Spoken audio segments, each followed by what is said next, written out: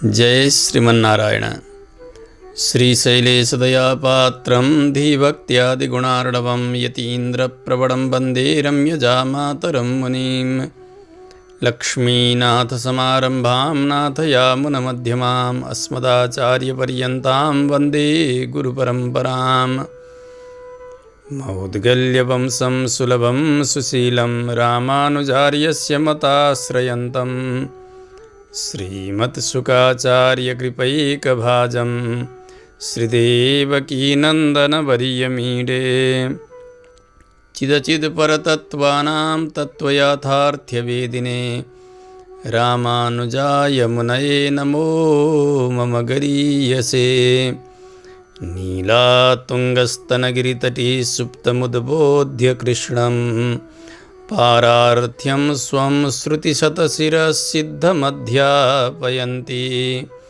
सोच्छिष्टायां स्रजनिगलितं यावलात्कृत्य भुङ्क्ते गोदा तस्यै नम इदमिदं भूय एवास्तु भूयः।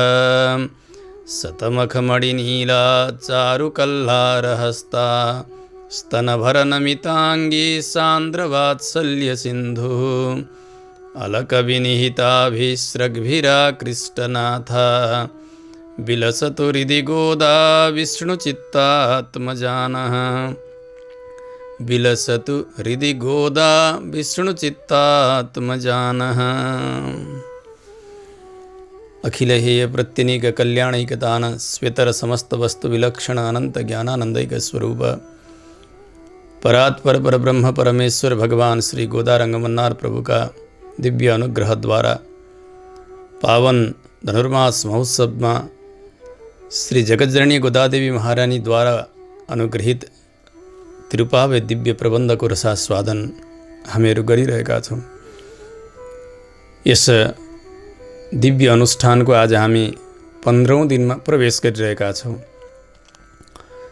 गोदादेवीले चेतन का निमित्त अत्यन्तै ठुलो उपकार गरिबक्सेको छ। जसरी आमाले आफ्ना सन्ततिलाई चिन्ताका साथ हेरेकी हुन्छन्, उनीहरूको उन्नति प्रगति र उनको उज्जीवनका निमित्त सतत चिन्तारत हुन्छन् आमा।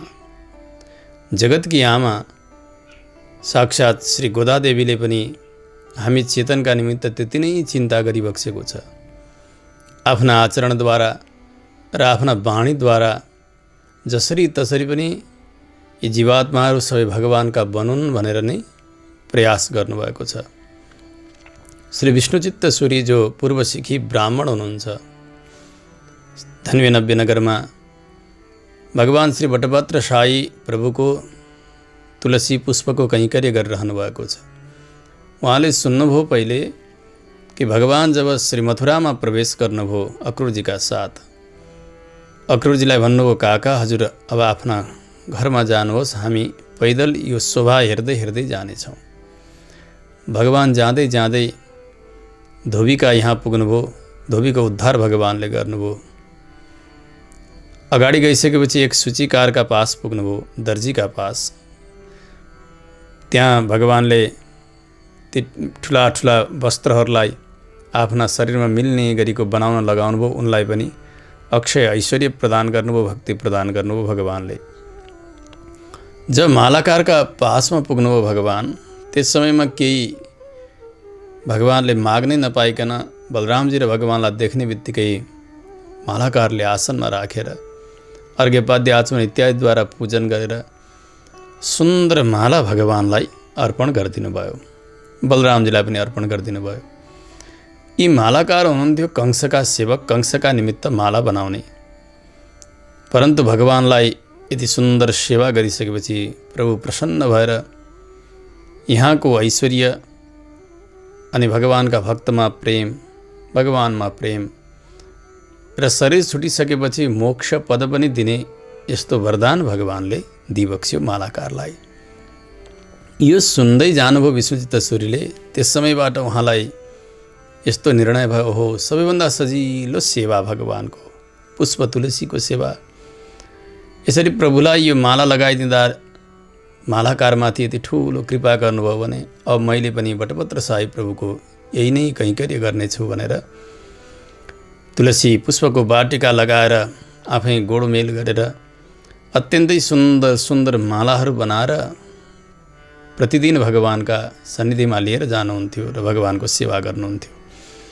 अति निष्ठाका साथ विष्णुचित्त सूर्यले यसरी गर्दै गर्दै आउनुभयो। त्यस समयमा त्यस देशका पाण्डे देशका राजा हुनुहुन्थ्यो दक्षिण मथुरा, जसलाई भनिन्छ मधुराई अहिलेको नाम हो। राजधानी थियो त्यस समयमा। राजा त्यहाँ सहरमा बस्नुहुन्थ्यो। अत्यन्तै धर्मात्मा हुनुहुन्थ्यो। तत्त्वचिन्ताका विषयमा सतत जागरुक हुनुहुन्थ्यो महाराज वल्लभदेव। साँझ परिसकेर अलिकति रात टरिसकेपछि प्रजाहरूको के छ स्थिति, कसरी रहेका छन्, यो बुझ्नका निमित्त केही अनुचरहरूका साथ राजा स्वयं नगरमा भ्रमण गरिरहनुहुन्थ्यो। एक दिन यसै गरी जाँदै हुनुहुन्थ्यो रात्रिको समयमा। एक घरका बाहिरपट्टि बारदलीमा कोही एक ब्राह्मण शयन गरेका छन्। राजाले गएर सोध्नुभयो, हे ब्राह्मण देवता, तपाईँ को हुनुहुन्छ, कहाँबाट आउनुभयो र किन यहाँ यसरी सुत्नु भएको छ? ब्राह्मणले भन्नुभयो, म एउटा तीर्थयात्री ब्राह्मण हुँ। मैले गङ्गाजीमा स्नान गरेँ, अरू तीर्थको भ्रमण गर्दै गर्दै आएको छु। मलाई समुद्र स्नान गर्ने इच्छा छ, त्यस कारणले म यहाँ आइपुगेँ। अनि ब्राह्मण देवता तीर्थयात्री हुनुहुन्छ, केही जान्ने हुनुहुन्छ भनेपछि राजाले केही जिज्ञासा गर्दै जानुभयो। के गर्नुपर्छ आफ्नो जीवनका निमित्त? ती ब्राह्मणले भन्नुभयो, महाराज सुन्नुहोस्, वर्षार्थमष्टौ प्रयतेत मासान् निशार्थमन्यं दिवसं यतेत वार्धक्य हेतोर्वयसा नवेन पारक्य हेतोर्य जन्मना च। काहीँ परत्र हेतो, यस्तो पाठ पनि छ। उहाँले भन्नुभयो, महाराज वर्षा समयका 4 महिना आफ्नो गुजारा चलाउनका निमित्त व्यक्तिले बाँकी 8 महिना प्रयास गर्नुपर्छ, किनभने वर्षाका समयमा त बाहिर निस्कन सकिन्न। अरू बाँकी 8 महिना प्रयास गरेपछि त्यो वर्षायाममा आफ्नो गुजारा चलाउन, भोजन चलाउन, व्यवहार चलाउन सबै सङ्ग्रह बनिसकेको हुन्छ 8 महिनामा। त्यो गर्नुपर्छ बुद्धिमान व्यक्तिले। अब रात्रिका समयका लागि दिउँसै प्रयास गर्नुपर्छ। पहिले केही दिनभरि केही सङ्ग्रह गरिएको छैन, अनि रात्रिमा कहाँबाट हुन्छ र? भरे के खाने हो, के गर्ने हो? यावत सङ्ग्रहहरू दिनमै गरियो भने रात्रिका लागि बन्दछन्। त्यस्तै प्रकारले वृद्धकाल आउँदैछ, अब बुढेसकालमा केही गर्न सकिन्न, कमाउन सकिन्न। त्यसबेलाका लागि उमेर छँदै व्यक्तिले प्रयास गर्नुपर्छ, सङ्ग्रह गर्नुपर्छ, यो बुढेसकालका लागि हो भनेर। जसरी त्यसै गरी परत्र हेतोरिह जन्मना च। अब परलोकमा जानका निमित्त, मृत्यु पश्चात उत्तम गति प्राप्त गर्नका निमित्त यसै जन्ममा प्रयास गर्नुपर्छ। शरीर छुटिसकेपछि प्रयास गर्ने अवसर रहँदैन। वर्षाकालमा खानका निमित्त 8 महिना प्रयास गर्ने, अरू बेला सङ्ग्रह गरेर राख्ने। त्यसै गरी रात्रिका निमित्त दिनमै प्रयास गर्ने, वृद्धकालका निमित्त युवाकालमै प्रयास गर्ने। उसै गरी परलोक जानु छ, उत्तम गति प्राप्त गर्नु छ भने यसै जन्ममा प्रयास गर्नुपर्छ। तीर्थयात्री ब्राह्मणका श्रीमुखबाट रात्रिकै समयमा महाराज वल्लभदेवले यो उपदेश सुन्नुभयो, प्रणाम गर्नुभयो, विदा भएर आउनुभयो। अब बिहानी हुन्छ, मनमा अनेक प्रकारका चिन्ताहरू भइरहेका छन्। यहाँ बताउनुभयो ब्राह्मण देवताले केही दृष्ट फलहरू, केही अदृष्ट फल। दृष्ट फलका निमित्त त ठिकै छ, यहाँ मैले धेरै नै प्रयास गरिरहेको छु, प्रजाहरू सुखी छन्, कोष समृद्ध बनाएर राखेको छु, सबै ठिकठाक छ। कुनै प्रकारका विपत्ति आइलाग्यो भने पनि केही महिनासम्म राज्य सञ्चालनका निमित्त कोही आपत्ति छँदै नै छैन। परन्तु परमार्थका निमित्त, शरीर छुटिसकेपछि परलोक जानका निमित्त अथवा मुक्तिका निमित्त त केही प्रयास अहिले गर्नुपर्ने रहेछ, त्यो त मैले गरिनँ। अब त्यसका लागि के गर्ने होला? बिहानी आफ्ना सभामा राजपुरोहितलाई निवेदन गर्नुभयो, के गरी मेरो आत्मकल्याण हुन्छ, यसको लागि हजुरहरूले उचित सल्लाह दिनुपर्छ। राजा आफै पनि ज्ञानी हुनुहुन्थ्यो, पुरोहितहरू पनि ज्ञानी हुनुहुन्थ्यो। उहाँहरूले भन्नुभयो, एउटा सुन्दर विद्वत गोष्ठीको आयोजन गरौँ महाराज। जो वैदिक विद्वानहरू हुनुहुन्छ उहाँहरू सबैलाई आह्वान गरौँ र उहाँहरूबाट सुनौँ के गर्दा मोक्ष हुन्छ, के गर्नुपर्छ मोक्षका निमित्त, र मोक्षका अधिपति को हुन्, कुन देवताको आराधना गर्नुपर्छ, कसको सेवा गर्नुपर्छ, त्यस्तो परतत्व निर्णय एउटा सभाद्वारा गर्नुपर्छ महाराज। राजाले आज्ञा दिनुभयो। अब उत्तम जो विद्वानहरू हुनुहुन्थ्यो त्यस समयका, उहाँहरू सबैलाई आह्वान गरिएको छ सभाका निमित्त। सबै विद्वानहरू जाँदै हुनुहुन्छ। एउटा शर्त पनि राखिएको छ। महाराज वल्लभदेवले त्यो सभाका मास्तिरपट्टि, त्यो आसनका मास्तिर जहाँ बसेर शास्त्रार्थ प्रतिपादन गर्नुपर्ने हो, त्यहाँ एउटा रत्नले भरिएको, सम्पत्तिले भरिएको पोको झुन्डाइएको छ माथि। परतत्व निर्णय भइसक्दाखेरि त्यो सम्पत्ति तल भुइँमा खस्नुपर्छ, त्यो पोको। त्यसबेला यो सत्यता छँदै पनि थियो। हेर्नु, यस प्रकारको शर्तका साथ माथि सुवर्ण इत्यादि पोको पारेर राखिएको छ, आसन छ, अरू पनि विद्वानहरू बस्ने र पालै पालोसँग परतत्व निर्णय गर्ने, को हुन् परदेवता। यो क्रम चल्न प्रारम्भ भयो, चल्दैछ। कसैले आएर कसैलाई, कुनै देवतालाई परतत्वका रूपले बताउँछन्, कोही के भन्छन्, त्यो शुल्क तल झरिरहेको छैन। समय बित्दै गयो। एक दिन भगवान श्री भट्टपत्र साईले भट्टनाथ सूरीलाई स्वप्नमा दर्शन दिनुभयो र भन्नुभयो, हे भट्टनाथ, तपाईँ जानुहोस् राजाका सभामा, तपाईँ नगइकन परतत्व निर्णय हुनै सक्दैन, तपाईँले मात्र गर्नुहुन्छ। स्वप्नमै भगवानसँग भन्नुभयो विष्णुचित्तले, प्रभु म एउटा गोठालो माली पुष्प तुलसीको कैंकर्य गर्ने, मैले न केही शास्त्र जानेको छ, न कोही सज्जनहरूका साथमा मेरो सङ्गतै भएको छ। त्यस्तो विद्युत गोष्ठीमा मैले गएर के काम, मेरो त कोही अर्थै छैन नि त्यहाँ। भगवानले भन्नुभयो, तपाईँको काम हो जम्मै त्यहाँ जाने, अरू गर्ने गराउने सबै मैले। जानुहोस् ढुक्क भएर, तपाईँ गएर नै परतत्व निर्णय हुनेछ। विष्णुचित्तले भन्नुभयो, प्रभु हजुरको आज्ञा हुन्छ भने दास जान त जान्छ, तर दाससँग केही छैन उपाय। भगवानले भन्नुभयो, जानुहोस्, अरू सबै मैले गर्नेछु। बिहानी उठ्नुभयो, स्नान गर्नुभयो, सन्ध्यावन्दन गर्नुभयो, भगवानका सन्निधिमा माला लिएर जानु थियो त्यो पुर्याउनुभयो। समय भएपछि भगवानका आज्ञाले मदुराईतर्फ जानुभयो श्री विष्णुचित्त आलवार। माली जो पुष्पको सेवा गर्ने, बगैँचामा बस्ने, शरीर पनि त्यस्तै धैलो मैलो, वस्त्र उस्तै, गाउँमा बस्ने। त्यहाँ त राजाका सभामा अत्यन्तै सुन्दर वस्त्र लगाएर आएका धेरै धेरै पण्डितहरू, महापण्डितहरू बसिरहेका छन्। महाराज स्वयं बस्नुभएको छ। सभामा उहाँ जानुभयो, जाँदा सबै हाँस्न थाले, हेर हेर यो को होला, यो यस्तो सभामा यस्तो गोठालो जस्तो। कसैले सोध्थे, ब्राह्मण देवता तपाईँ किन आउनुभएको हो? विष्णुचित्त आलवारले भन्नुभयो, यहाँ परतत्व निर्णय गर्ने सभा चल्छ अरे, परतत्व निर्णय गर्नका निमित्त आएको हुँ। सबै गलल्ल हाँस्न सुरु गर्छन्। हेर हेर, राजपुरोहित छन्, उनी पनि हाँस्न सुरु गरे। अब त्यो आसनमा बस्नका निमित्त योग्य यिनी देखिँदैनन्।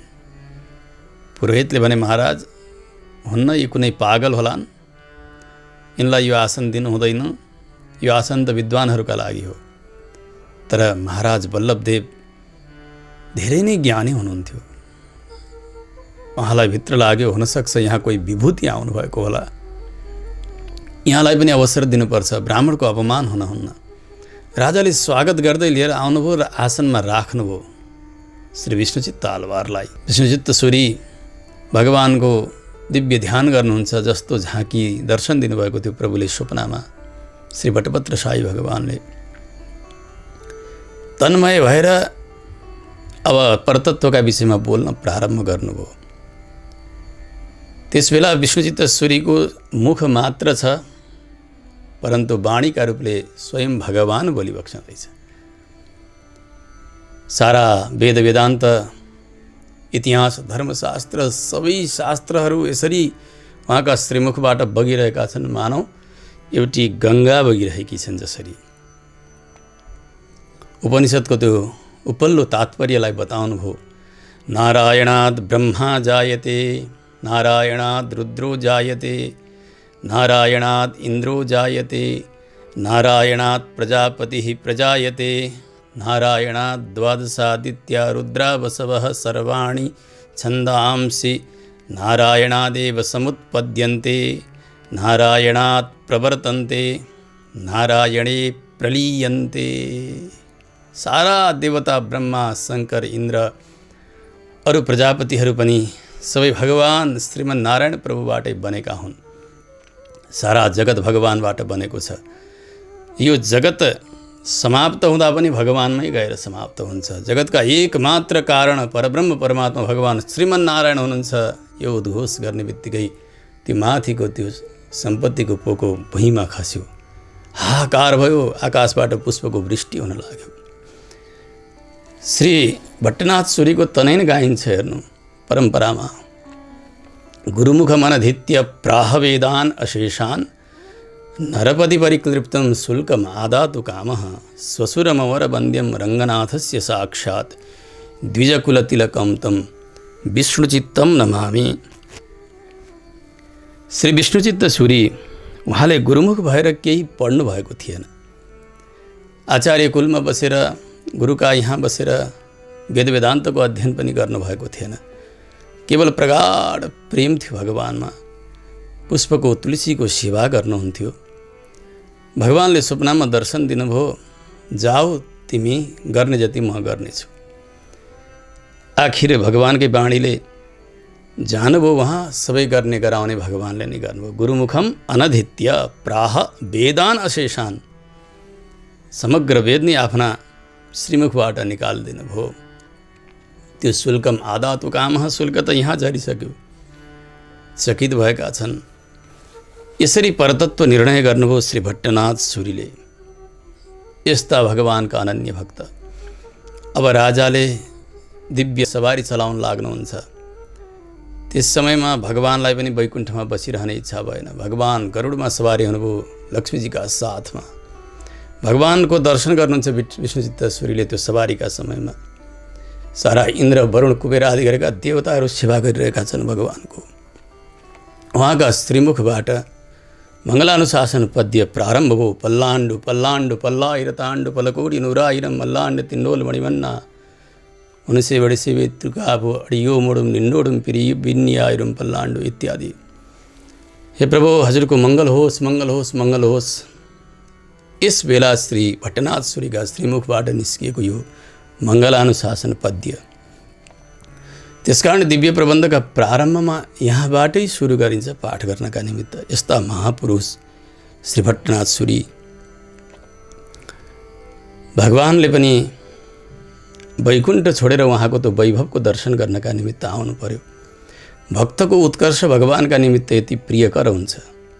भगवान आफ्नो उत्कर्षमा रमाउनुहुन्न जति आफ्ना प्रपन्न भक्तको उत्कर्षमा रमाउनुहुन्छ। विभीषणजीलाई राज्य प्रदान गर्दा भगवानले भन्नुभयो, आज मात्र मैले राम बनेर गर्नुपर्ने काम गरेँ। युधिष्ठिरलाई राज्य मिल्दाखेरि भगवान अत्यन्तै प्रसन्न हुनुभयो। आज भट्टनाथ सूरीको यो वैभव देख्दा उति नै प्रसन्न हुनुहुन्छ। यस्ता भट्टनाथ सूरी जो अनन्य भगवानका हुनुहुन्छ, उहाँले सेवा गर्दै गरेका त्यस्ता पुष्पका बाटिका, तुलसीका बाटिकाका बीचबाट साक्षात् जगतजननी श्री महालक्ष्मी महारानी गोदादेवीका रूपले प्रकट हुनुभयो। जहाँ निष्ठा छ, जहाँ प्रेम छ, त्यहाँ नै भगवानको अवतार हुन्छ, त्यहाँ नै आमाको अवतार हुन्छ। अरू कसैका यहाँ गोदाजी आउनु भएन, भट्टनाथ सूरीकै यहाँ किन आउनुभयो त भन्दा हो यहाँ यस्ता हुनुहुन्थ्यो। त्यसकारणले यो सम्बन्ध सधैँका लागि भगवानसँग जोडिदिनका निमित्त, जसरी सीताजीका सम्बन्धद्वारा जनककुल भगवानको सम्बन्धसँग जोड्यो, त्यसै गरी आज गोदा देवीको सम्बन्धद्वारा भट्टनाथ सूरीको यो वंश भगवानका साथ जोडियो। स्वसुरममरवन्द्यम रङ्गनाथस्य साक्षात् द्विजकुलतिलकं तं विष्णुचित्तं नमामि। साक्षात् भगवान श्री रङ्गनाथका स्वसुरा भन्नुभयो। भगवानले नि ससुराजी भनेर सम्बोधन गर्नुभयो श्रीरङ्गम पुगेका दिन, जुन दिन यस्ता वैभवशाली भगवानलाई यिनले रोजिन्, स्वयंवर गरिन्। अब कसरी सम्बन्ध जोड्न सक्ने र चिन्तित हुनुहुन्थ्यो। यता गोदादेवीले 1 महिनाको अनुष्ठान प्रारम्भ गर्नुभयो। जब गोप बालिकाहरूले 1 महिनाको कात्यायनी देवीको व्रत गर्दा भगवान प्रसन्न हुनुभयो, उनीहरूलाई स्वीकार्नुभयो भने आखिर म पनि त एउटी बालिका हुँ नि, म पनि त्यही अनुकरण गर्छु भनेर धनुर्मास व्रतको अनुष्ठान प्रारम्भ गर्नुभयो। भगवानलाई पति पाऊँ भन्नका निमित्त एक गाथाहरू प्रत्येक दिन श्री गोदादेवीका श्रीमुखबाट निस्किएका भगवानका यी मङ्गलानुशासन। त्यसैले श्री धनुर्मासमा जुन दिन छ त्यही गाथाद्वारा भगवानको मङ्गलानुशासन गरिन्छ, कपूर आरती गरिन्छ। यसै गरी गर्नुभयो श्री बटभद्र साई भगवानको मङ्गल कामना मङ्गलानुशासन श्री गोदादेवीले 30 दिनसम्म चल्यो।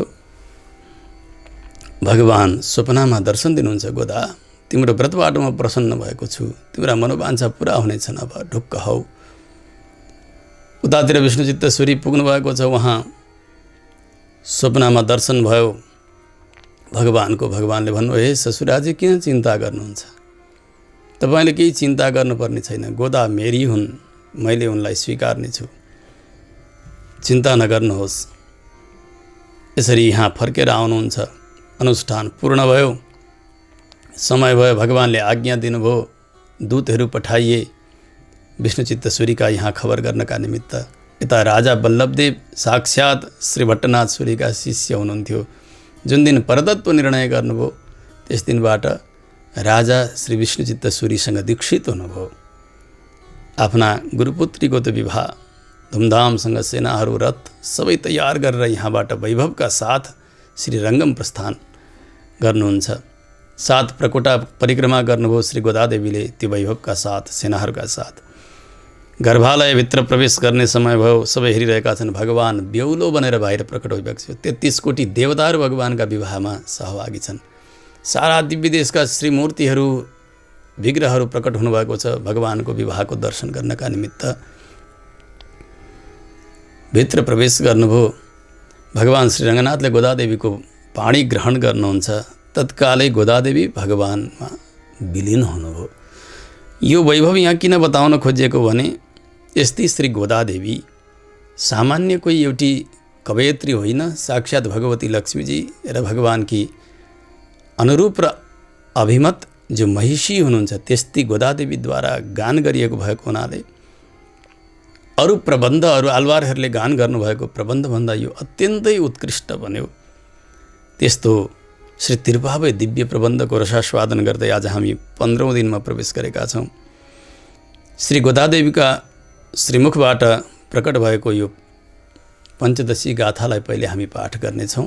त्यस पछाडि यसको संस्कृत भावानुवाद र व्याख्यालाई यथासमय श्रवण गर्नेछौँ। एल्ले इलङ्गिले इन्द्रम उरङ्गुदियो सिल्लै नडैयेन मिन्नङ्गै मीर पोदर गिन्नेन बल्लै उन्नकट्टुरैगल पण्डे उन्वायर्दुम बल्लीर्गल नींगले नाने दानायुडुग ஒல்லைனி போதாய உன்னக்கேன்ற வேருடையே எல்லாரும் போந்தாரு போந்தார் பொந்தெணிக்கோல் வல்றானை கோன்றானை மாத்தாரை மாத்தடிக்க வல்லானை मायनै पाडे लोदेम्बावाय। श्री गोदादेवीका श्रीमुखबाट निश्रित यो मूल गाथा, यसको भावानुवाद आचार्यहरूले गर्नुभएको छ संस्कृतमा। ऐ सुख सावोपमेये गोपिके किम अद्यापि निद्रासि हन्त किमे तद ऐ भो पूर्णा गोप्यः मा नाम कोपहेतु शब्द प्रयोगं कुरुत इयम् अहम् आगच्छामि त्वं तावद् अतीव कठिना त्वदुक्ति काठिन्यं चिरादेव वयं विद्मः कठिना नाहं यूयमेव अथवा अहमेव भवानी क्षिप्रं समायाहि त्वं पार्थक्येन किम् अनुभवसि सर्वाश्च गोप्यः किं ननु संगता संगता एव सर्वाः त्वं बहिरागत्यताः परिगणय कंस प्रेरित परुषवेतण्ड दण्डन पंडितं वैरिव्रात सम्मूलोन्मूलन विचक्षणम आश्चर्यचर्या निरतम च कृष्णम गायेमा। यो मूलको अनुवाद भयो। गोदादेवी गोपी भावद्वारा आज एक खास गोपिनीको उत्थापन गरिरहनु भएको छ। हे सुगाकी बच्चा समान भएकी गोपीके, तिमी अहिले पनि निदाइरहेकी छौ। यो कस्तो आश्चर्य हो। भित्रकी गोपिनी भन्दैछिन् बाहिरकालाई, ऐ भो पूर्णा गोप्यः, हे पूर्ण गोपिनी हो, यस प्रकारको रिस देखाउने शब्द प्रयोग नगर, अहिले नै म आउँछु। बाहिरकाले भन्छन् तिमी अत्यन्तै कठोर छौ, तिम्रो भनाइ पनि अत्यन्तै कठोर छ भन्ने कुरा हामीले धेरै पहिलेबाट जान्दथ्यौँ। भित्रकीले भनिन् कठिना नहम युयमेव, कठोर त म होइन तिमीहरू नै हौ। केही बेर पछाडि फेरि भित्रकीले भनिन् अथवा म नै कठिन भइगएँ त ठिकै छ, के गर्न पर्यो। बाहिरकाले भन्छन् क्षिप्रम समायाही, जुरुक्क उठेर छिट्टै बाहिर आऊ। तिमी एक्लै के अनुभव गरिरहेकी छौ। भित्रकाले फेरि सोधिन् के सबैजना आइसके यहाँ। बाहिरकाले भन्छन् सङ्गता एव सर्वा, हामी सबै आइसकेका छौँ। आऊ त बाहिर आएर सबैलाई आफ्ना औँलाले गणना गर। कंसले प्रेरित गरेको त्यो दुष्ट कुबलया पीड नाम गरेका हात्तीलाई समाप्त पार्ने अनि शत्रुका समूहहरूलाई जरैसँग उखालेर फ्याल्न सक्ने, यस्ता आश्चर्यचर्या गर्न सक्ने भगवान श्रीकृष्णको हामी गान गर्नेछौँ। यो मूलको अनुवाद भयो। हामीले प्रथम गाथामा भगवानका सन्निधिमा जानका लागि कसैलाई देशको, अधिकारीको, कालको कुनै प्रकारको नियम छैन भनेर श्रवण गऱ्यौँ। गोपी भावद्वारा गोदामाजीले सबैलाई नै बोलाउनु भयो। दोस्रो गाथामा विधि निषेधात्मक शास्त्रको आज्ञालाई पालन गरेर मात्रै भगवानका सन्निधिमा जानुपर्छ, आचार्य सन्निधिमा जानुपर्छ भनेर यसरी शास्त्र वश्यत्वलाई बताउनु भयो। हामीले प्रारम्भ गरेका यस व्रतमा हामीले शरीरलाई पोषण गर्ने घिउ दुध खाने छैनौँ, शरीरको श्रृङ्गार गर्ने छैनौँ, गाजल लगाउने छैनौँ, माला लगाउने छैनौँ इत्यादि। आचार्यहरूले, पूर्वाचार्यहरूले नगर्नु भएको कुरा हामी गर्ने छैनौँ। हामीले दिन दुखीहरूमा सत्पात्रमा दान दिनेछौँ, भगवानका चरणको कीर्तन गर्नेछौँ। यसरी त्याज्य र उपादेय कर्महरूको निर्देश गर्नुभयो दोस्रो गाथामा। तेस्रो गाथामा धनुर्मास व्रतको फल अत्यधिक हुनेछ भनेर फलश्रुति बताउनु भयो। चौथो गाथामा मेघ देवताहरूलाई आज्ञा गर्नुभयो गोपिनीहरूले, हे मेघ देवता, हजुरले आफ्नो औदार्यलाई कति पनि सङ्कुचित नगरिकन खुब वर्षा गर्नुहोस्, किनभने ब्रजमा जलको अभाव भएको छ। जल नभइसकेपछि कसैको जीवन रहँदैन। हामीलाई व्रतका निमित्त स्नान गर्नका लागि यमुनाजीमा जल पनि पर्याप्त छैन। त्यसो भएको हुनाले पर्याप्त वर्षा गर्नुहोस्, मेघ देवतालाई आज्ञा गर्नुहुन्छ गोपिनीहरूले। पाँचौँ गाथामा अनेक प्रकारका विघ्नको शङ्का गर्नुभयो। वेदान्त जान्नेवाली गोपिनीले विघ्नको परिहार पनि गरिदिनु भयो। भगवानको यस्तो दिव्य अनुष्ठानमा कुनै प्रकारका विघ्न आउँदैनन्, पछाडि पनि विघ्न रहने छैनन्। ती विघ्नहरू पनि यही अनुष्ठानका प्रभावले समाप्त भएर जानेछन्। यसभित्र आउने विघ्नहरू पनि यही अनुष्ठानका प्रभावले समाप्त हुनेछन्। यो समाधान दिनुभएको थियो। छैठौँ गाथाबाट प्रत्येक एक एक गाथाद्वारा विशेष एक एक गोपिनीहरूको उत्थापन गरिरहनु भएको छ गोदादेवीले। सारा गोपिनीहरू जब स्नानका निमित्त भनेर प्रस्थान गर्नुहुन्छ ब्रह्म मुहुर्तमा, आफ्ना समूहमा छुटेकी कोही त्यस्ती विशेष गोपिनीका घरमा जानुहुन्छ, गएर उनलाई जगाउनुहुन्छ, जगाएर फेरि आफ्ना गोष्ठीमा मिलाउनुहुन्छ अनि फेरि अर्कीलाई उठाउनुहुन्छ। यो क्रम चलिरहेको छ। भगवत अनुभवमा नवीनतया अवतीर्ण एक गोपिनीको उत्थापन गर्नुभयो छैठौँ गाथामा। सातौं गाथामा गोपी मण्डलीमा नायक मणि समान भएकी एउटी विशेष गोपिनीको उत्थापन गर्नुहुन्छ। आठौं गाथामा भगवत प्राप्तिका निमित्त कुतूहल भएकी त्यस्तै कुतूहलवाली गोपिनीको उत्थापन गर्नुभयो, जसका मनमा भक्तहरूलाई भगवानसँग मिलाइदिने कौतूहल पनि छ। त्यस पछाडि नवौं गाथामा मामाकी छोरीको उत्थापन गर्नुहुन्छ। दशौं गाथामा आफूले गर्नुपर्ने कार्यहरू पूर्ण गरेकी त्यस्तै कृतकृत्या गोपीको उत्थापन गर्नुभयो। 11औं गाथामा आफ्ना स्वकर्ममा लागेकी यस्तै गोपिनीको उत्थापन गर्नुभयो। 12औं गाथामा आएर श्री गोदादेवीले भगवानको नित्य सेवाका लागि लाग्नाले गर्दा आफ्ना घरका सबै कामधन्दा बिर्सेका त्यस्तै गोपकी बहिनीको उत्थापन गर्नुभयो। 13औं गाथामा अति सुन्दर आँखा भएकी गोपिनीको उत्थापन गर्नुभयो। र हिजो 14औं गाथामा आइसकेपछि एउटी त्यस्तै गोपिनी जसले अघिल्लै दिन भोलि म चाँडै उठ्नेछु र तिमीहरू सबैलाई जगाउनेछु भनेर प्रतिज्ञा गरेकी तर अबेरसम्म सुतेकी त्यस्तै विशेष गोपिनीको उत्थापन गर्नुभयो। र आज 15औं गाथामा एक विशेष गोपिनीको उत्थापन गरिरहनु भएको छ, जुन गोपिनीले सारा गोपिनीहरूको त्यो भागवत मण्डलीको दर्शन गर्नका निमित्त आफू अलि अबेरसम्म सुतेको नाटक गरिरहनु भएको छ।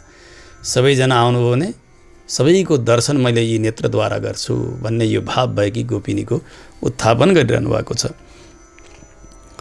सर्वासामपि भागवतीनां वृन्दम अवेक्षितुम उत्सुका काचन परम भागवती प्रतिबोध्यते अनया गाथया। सम्पूर्ण भागवतहरूको गोपिनीहरूको दर्शन गर्न चाहने एउटी विशेष गोपिनीलाई गोदादेवीले यस गाथाद्वारा जगाइरहनु भएको छ। यस गाथामा बाहिर भएका गोपिनीहरू र भित्रकी गोपिनीका बीचमा दिव्य संवाद सन्निवेश गरिएको छ। सुन्दर संवाद चलेको छ। गाथाको पहिलो चरणमा बाहिरका गोपिनीहरू बोल्छन्, दोस्रो चरणमा भित्रकी गोपिनीले जवाफ दिने, फेरि तेस्रो चरणमा बाहिर, चौथो चरणमा भित्रकी, यसरी यो गाथा पूर्ण हुन्छ। यसरी संवादरूप गाथाको अवतरण गराउनुमा के प्रयोजन छ, के का निमित्त गराउनु भयो भन्दा एउटा कुनै आजसम्म प्रकट नगरिएको शास्त्रार्थलाई यहाँनेर बताउन खोजिएको छ यो संवादद्वारा। यसमा पनि चौथो वाक्यमा कठिना नाहम युयमेव, भित्रकी गोपिनीले पहिले भन्नुभयो म कोही कठोर छैन, निष्ठुर छैन, तिमीहरू नै निष्ठुरी हौ भनेर पहिले भनेर फेरि एकछिन पछाडि अहमेव तादृशी भवानी, ठिकै छ त म त्यस्तै तिमीहरूले भने जस्तै कठोर छु, म त्यस्तै नै छु, काम नलाग्ने छु भनेर भन्नुभयो भित्रकी गोपिनीले। हो यो जो भाव हो नि, यो नै यस गाथाको जीवनाडी हो, मूल मर्म हो। केवल यसको मात्र होइन, समग्र तिरुपावैकै मर्म भनेर आचार्यहरूले बताउनु भएको छ। पहिले तिमीहरू नै कठिन हौ, कठोर हौ, म होइन भन्ने, फेरि एकछिन पछाडि म साह्रै कठोर छु, म त्यस्तै काम नलाग्ने छु भनेर स्वीकार गर्नु।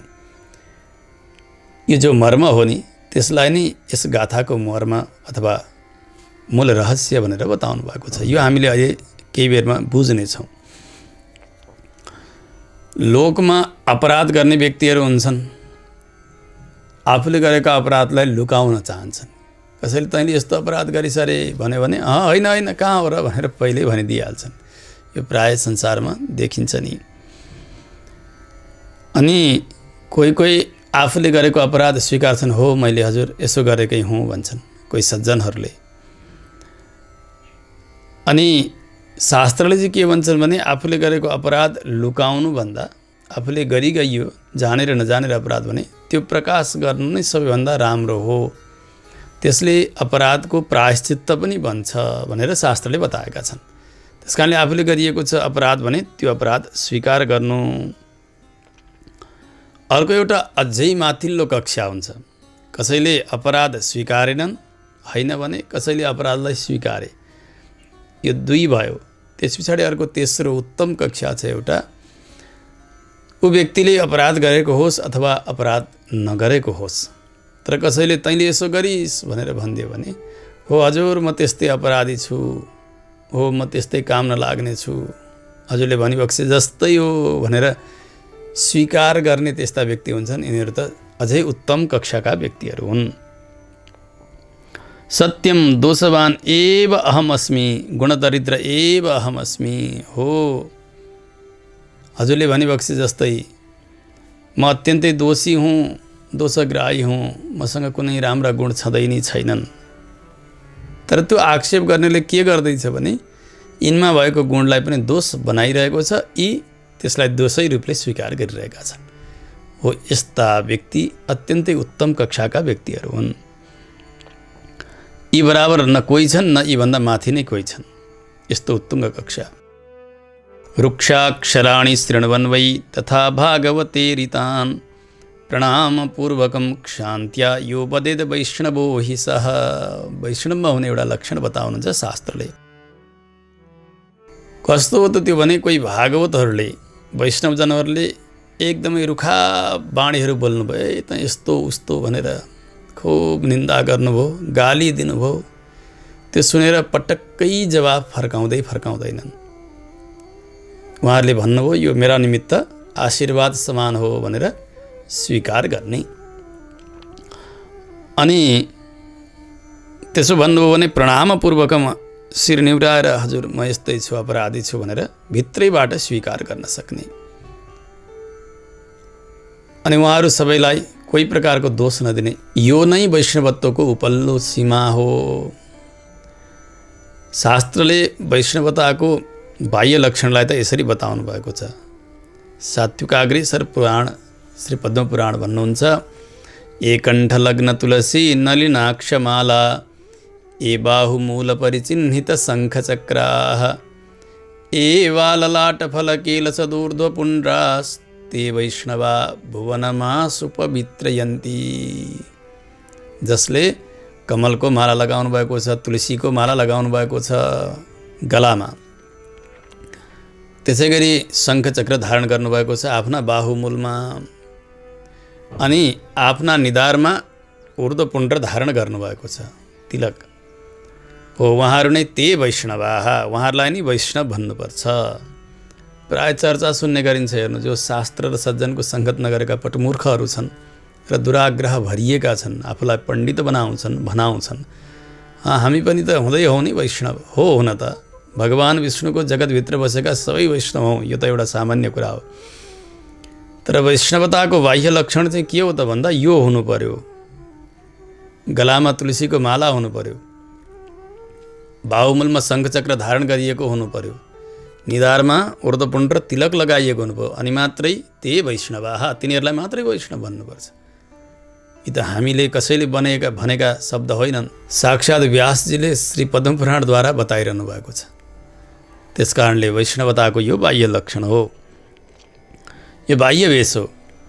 आत्मगुण सम्पत्ति नै प्रधान श्री वैष्णवता हो। यो बाह्य वैष्णवताले मात्र पुग्दैन, होइन बाहिरको चाहिँ चाहिँदैन रहेछ नि त भन्ने पनि बुझ्नुहुन्न। बाह्य वेश पनि चाहियो, अनि यो आत्मगुण सम्पत्ति पनि चाहियो। ती आत्मगुण समदमादि इत्यादि अस्ति पनि बताए हो। त्यही समदमादिको फल नै यही हो कि अरूले निन्दा गरे भने पनि, आक्षेप गरे भने पनि, दुःख दिए भने पनि त्यसलाई जस्ताको तस्तै स्वीकार गर्न सक्नु। सच आत्मगुणः स्वस्मिन् सतः अपि असतः अपि दुष्टत्वस्य मनाग अपि अनिषिधेन हार्दम अङ्गीकरणमेव।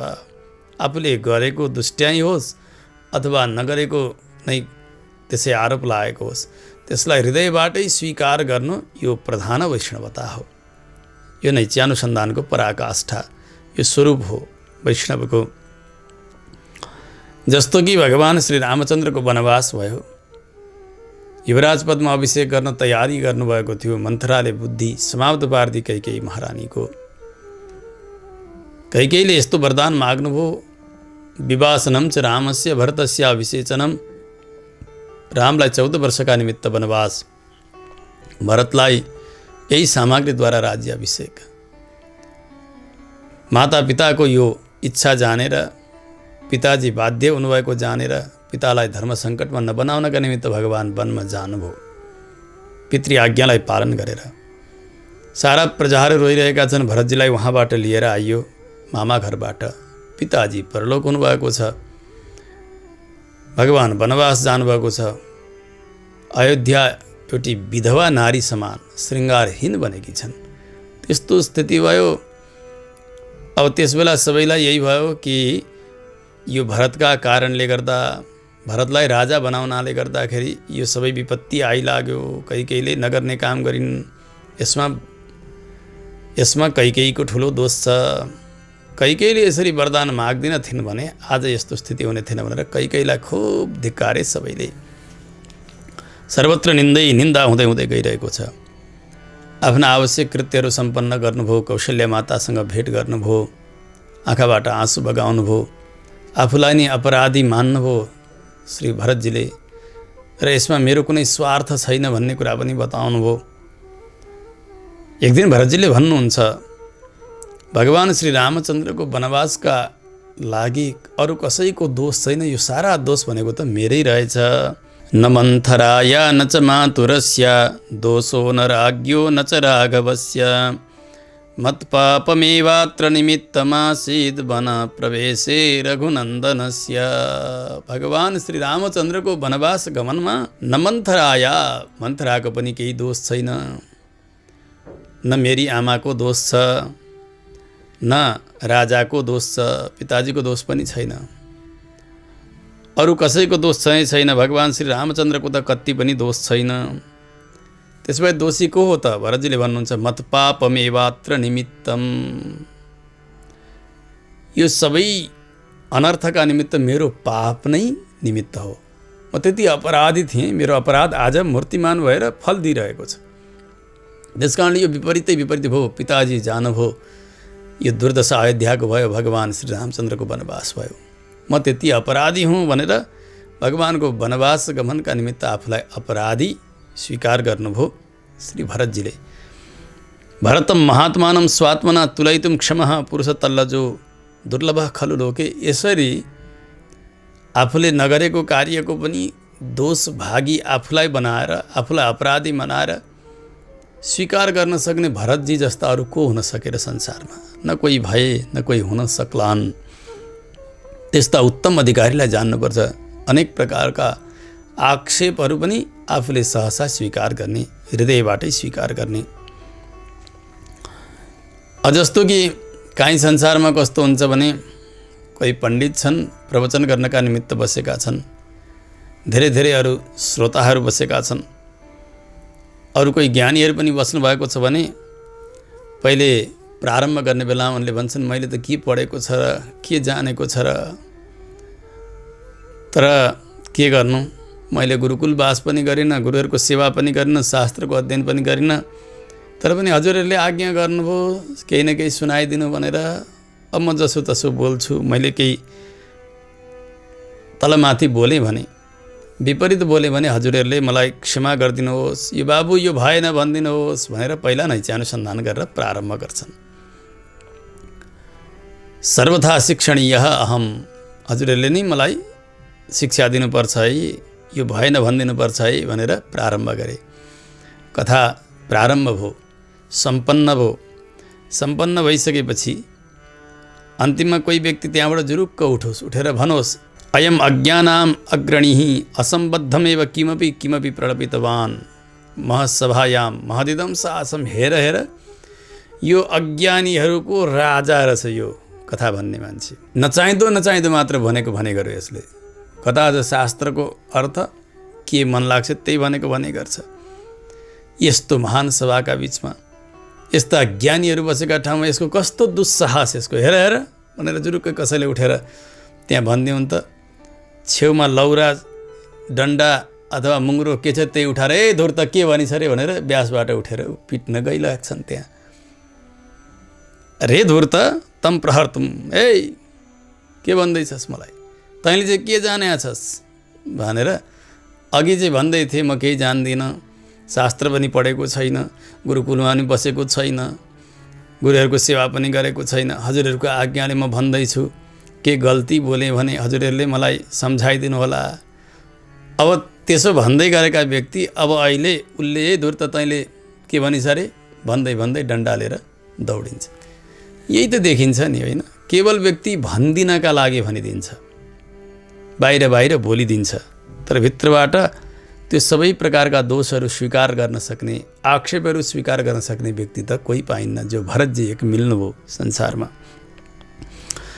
भन्नुपर्थ्यो यिनले कि कसरी, अघि जसरी भने त्यसै गरी अहिले यसको समाधान पनि यिनले दिनुपर्थ्यो। भगवन् सत्यमेव भवता उच्यते मयापि उक्तम एव खलु एतत्। हजुरले साँच्चै भन्नुभयो, हजुरले भनेको कुरा ठिक हो। मैले पनि सुरुमै भनेको थिएँ नि, म उल्टा पाल्टा जतासुकै बोल्छु, म केही जान्दिनँ भनेको थिएँ नि। हजुरले साँच्चै ठुलो कृपा गर्नुभयो, मलाई हजुरहरूले नि बाटामा राखिदिनुपर्छ है, लगाइदिनुपर्छ है बाटामा भनेर भन्नुपर्थ्यो यसले। तर डन्डाले र पिट्न कुद्यो त। यसबाट के जान्नुपर्छ? कोही आक्षेप स्वीकार गर्न तयार छैन संसारमा। नैकोपि जनः उपलभ्येत भुवि। कोही एउटै व्यक्ति पनि पृथ्वीमा भेट्न गाह्रो छ, जो नजान्ने होस् अथवा थोरै जान्ने होस् अथवा धेरै जान्ने होस्, यी कसैमा पनि यस प्रकारको स्वीकार गर्न सक्ने सामर्थ्य छैन, योग्यता छैन, स्वीकार्दैनन्। नजान्नेले पनि म जान्ने नै छु भन्छ, थोरै जान्नेले पनि मैले धेरै जानेको छु भन्छ, धेरै जान्नेले त कुरै नै भएन, ऊ त यस्तो स्वीकार गर्न सक्दैन। यस्ता उत्तम अधिकारी संसारमा पाउन गाह्रो हो। यस्ताको श्रेष्ठतालाई बताउनकै निमित्त यहाँ संवाद प्रारम्भ गरिएको हो गाथामा। ओहो, आक्षेप पनि सहसा स्वीकार गर्न सक्ने कोही व्यक्ति हुन्छन्, जो उत्तमाधिकारी हुन्छन्। यो वैष्णवताको उत्तम लक्षण हो। यो देखाउनका निमित्त नै गोदादेवीले यहाँ संवाद प्रारम्भ गर्नुभएको हो। संवाद नभए के यो रहस्य देखिँदैन थियो त भन्दा नै जसरी देखाउनु पर्ने थियो उसरी देखाउन सकिँदैन थियो। संवादमा अत्यन्तै रोचक पनि हुन्छ अनि बुझ्न पनि सहज हुन्छ। समुद्र र यमुनाजीको संवादको पनि एउटा प्रसङ्ग यहाँ उल्लेख गर्नुभएको छ। कालिन्दी ब्रूहि कुम्भोद्भव जलधिरहम। हे कालिन्दी, उहाँले भन्नुहोस्, ए कुम्भोद्भव जलधि अहम, म समुद्र हुँ। यसरी दुईले संवाद गर्दै गर्दै गरेको कुरालाई सुन्नलाई पनि अत्यन्तै रोचक लाग्दछ। त्यस्तै भगवान जानुभयो भिक्षा माग्नका निमित्त बलिका यहाँ वामन स्वरूपमा।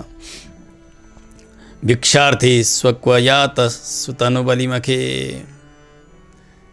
जानुभयो अत्यन्तै सुन्दर एक बटुकको रूप धारण गरेर भगवान बलिका यज्ञमा। त्यहाँ गएर दिव्य संवाद भयो।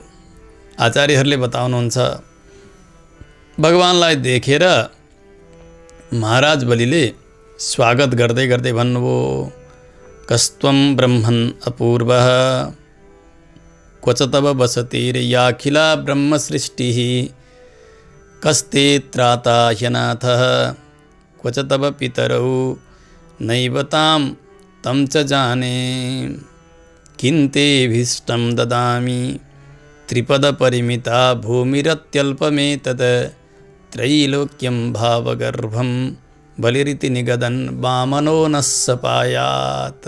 काहीँ काहीँ सामान्य पाठान्तर छ, तर भाव भने एउटै हो।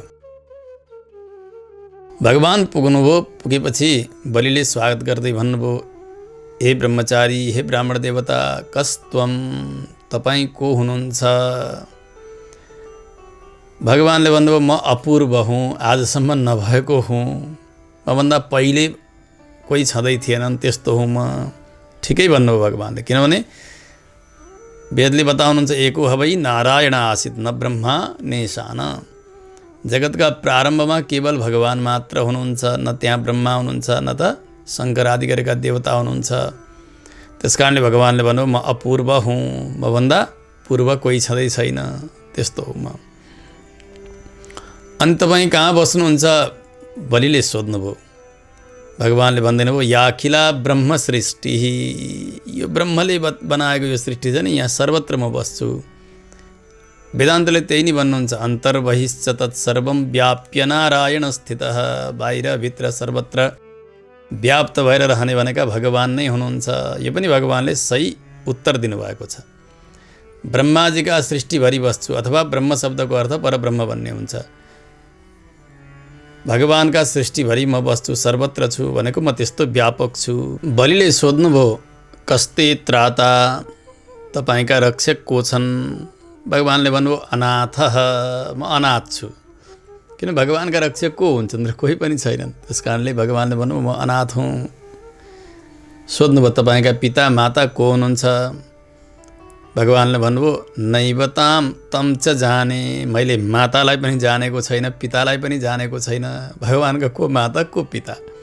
जगतका एकमात्र पिता भगवान हुनुहुन्छ। त्यसो भए तपाईँलाई म के दिउँ त? किन आउनुभयो यहाँ? किन्ते भिष्टं ददामि, भगवानले भन्नुभयो त्रिपद परिमिता भूमि, मेरा गोडाले नापेर 3 पाउ पृथ्वी मलाई दिनुहोस्। बलिले भन्नुभयो इत्यल्पमे तत्, यो त अत्यन्तै थोरै भयो नि, म जस्ता त्रिलोकीका मालिकका अघिल्तिर आएर तपाईँले प्रशस्त माग्नु पर्ने थियो। भगवानले भन्नुभयो मलाई यतिलाई पर्याप्त हुन्छ, यति नै मलाई चाहिएको छ। किनभने व्यक्तिलाई आवश्यकताको पूर्ति कहिल्यै हुँदैन। सुविधाले कसैलाई पनि पर्याप्ति हुँदैन। सुविधा जति हुँदै गयो उसलाई आवश्यकता बढ्दै बढ्दै जान्छ। मलाई त साधनाका निमित्त, सन्ध्या वन्दन गर्नका निमित्त मेरा गोडाले नापेर 3 पाउ पृथ्वी भयो भने पुग्यो। यसरी जो संवादात्मक रूपमा जति काव्यहरूको रचना हुन्छ नि, कथा बुझ्नलाई अत्यन्तै सरल हुन्छ। त्यसकारणले यहाँ पनि आज बाहिरका गोपिनीहरू र भित्रका गोपिनीका बीचमा संवाद गराएर त्यो वैष्णवत्व लक्षणलाई यहाँ प्रकाश गर्न खोजिरहनु भएको छ। आक्षेपलाई पनि सहसा स्वीकार गर्न सक्ने यो भागवत लक्षण हो, यो वैष्णवको लक्षण हो भन्ने रहस्य उद्घाटन गरिरहनु भएको छ। जस्तो कसैले सोझै यसो भयो त्यसो भयो उसो भयो भनेर भनिरहनु भन्दा दुई पात्रका बीचमा संवाद गराइयो भने त्यो सुन्नका लागि अत्यन्तै आनन्ददायी हुन्छ। प्रारम्भ गर्नुभयो बाहिरको गोपिनीहरूले, ऐ सुखसाबुपमेये गोपिके, सुगाकी बच्चा जस्ती हे गोपी, अहिले पनि तिमी निधाइरहेकी छौ। बाहिरका गोपिनीहरू यसो भन्ने बित्तिकै भित्र सुत्नेवाली गोपिनीले भन्नुभयो हे पूर्ण गोपी हो, यस्तो रिस उठ्दो बोली किन बोलिरहेका छौ तिमीहरू? यस्तो शब्द प्रयोग नगर। यो पहिलो वाक्यमा रिसको झल्को दिने बाणी के छ भने, शब्द के छ भने, जस्तो कि लोकमा नचाहिँदो स्तुति गरे कसैलाई अथवा कसैलाई आक्षेप गरे, नचाहिँदो स्तुति गरियो भने पनि त्यो पनि अत्यन्तै कोपका लागि हुन्छ। किनभने नचाहिँदो मेरो स्तुति गरिरहेको छ, केही न केही यसले मबाट खोज्न खोजिरहेको छ, लिन खोजिरहेको छ भनेर व्यक्ति रिसाउँछन्। चाहिँदो मात्रै स्तुति गर्नुपर्छ, प्रशंसा गर्दा पनि चाहिँदो मात्रै गर्नुपर्छ, ज्यादा होइन। यसै गरी आक्षेप गर्दा त व्यक्तिलाई रिस उठ्छै उठ्छ, किनभने त्यो आक्षेप त सुन्नै सक्दैन। यी दुई प्रकारका हुन्छन्। यहाँनिर बाहिरका गोपिनीहरूले जो भनेका छन्, ती बाहिरका गोपिनीहरूले बोलेका बाणीमा एक ठाउँमा प्रशंसा छ, एक अंशमा निन्दा छ, आक्षेप छ। ऐ सुखसाबुपमे, यो स्तुति हो। ए सुगाकी बच्चा जस्तै सुन्दर बोल्नेवाली, अत्यन्तै राम्रो स्तुति भयो। अब त्यस्तै प्रकारले अहिले पनि तिमी निदाइराखेकी छौ भन्नु चाहिँ फेरि यो आक्षेप भयो। यही वाक्यमा स्तुति पनि भयो अनि आक्षेप पनि भयो। यो सुनेर भित्रकी गोपिनीहरूले भन्नुभयो तिमीहरू यस्तो कोप पूर्ण वचनहरू नबोल, यस्तो रिस उठ्दा वचनहरू नबोल, मेरो स्तुति पनि आवश्यक छैन र मलाई आक्षेप पनि तिमीहरूले गर्नुपर्ने छैन। यो सुनेर बाहिरका गोपिनीहरू भन्दैछन् तिमी धेरै नै निष्ठुर छौ, कठोर छौ, तिम्रा वचन पनि त्यस्तै निष्ठुरताले परिपूर्ण भएका छन्। हामीले यो अहिले होइन पहिल्यैदेखि जान्दै आएको, आज यत्रो उमेर भइसक्यो तिमीमा यो स्वभाव जाँदै गएन। यति कठोर कि यति कठोर, बाणी पनि यति रुखो बोल्छौ तिमी। कस्तो बाणीमा यिनको निष्ठुरता थियो त भने यिनले के भनिन्, हे सखी हो, के भन्दैछौ तिमीहरू भन्नुपर्ने ठाउँमा हे पूर्णा गोप्य, हे पुगिसरी आएका, हे पूर्ण भनेर भनिन् नि। यो पहिलो वाणी नै यिनको निष्ठुरताले परिपूर्ण भएको छ। भन्नुपर्दै सखी हो के भन्दैछौ नम्र भएर भन्नु पर्थ्यो। भित्रैबाट घमण्डले परिपूर्ण भएको वाणी बोलिरहेकी छन् नि। हे पूर्ण, ए पुरा पुगिसरी आएका हो, यसो भनिरहेकी छन् नि। यो कठिन छ यो वाणी। यिनले के भन्नु पर्थ्यो भने सखीहरूले केही भनिहाले भने पनि आफूले केही बिराएछु कि केही गरेछु कि, त्यस कारणले यिनीहरूले भनेको मैले सहनुपर्छ भनेर चुप्प लागेर सहनुपर्ने ठाउँमा जवाफ दिने यिनले। के भनिन् उनले? मानाम कोपजनक शब्द प्रयोगम कुरु, यस्तो रिसुड्दो शब्द प्रयोग नगर भनिन् भित्रबाट। यसो भन्नु हुँदैन थियो। यो पनि यिनको वाणीमा भएको कठिनता हो, कठोरता हो। यस्तो बोल्नु हुँदैन थियो यिनले।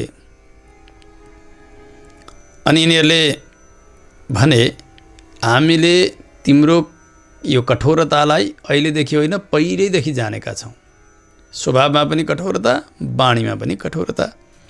यसो भनेको सुनेर भित्रकी गोपिनी एकछिनसम्म चुप लाग्नुभयो। अनि फेरि जवाफ दिइहाल्नुभयो, कठिना नाहम युयमेव,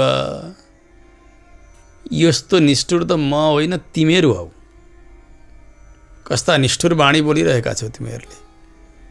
यस्तो आक्षेप चल्दै गयो।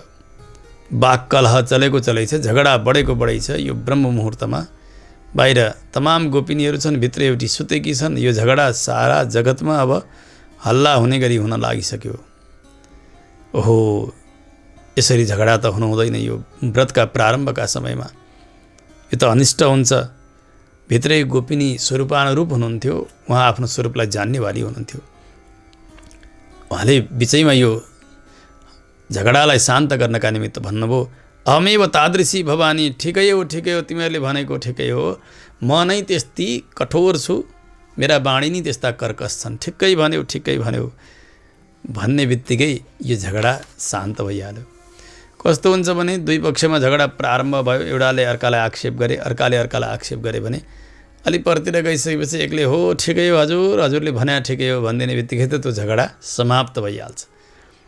अब यी पनि कराउँदै गए, ऊ पनि कराउँदै गए भने झगडा जति पनि बढेको बढै जानेछ। भित्रै गोपिनीले भनिन्, हो ठिक हो, म त्यस्तै कठोर छु, त्यस्तै कर्कश बोल्दछु।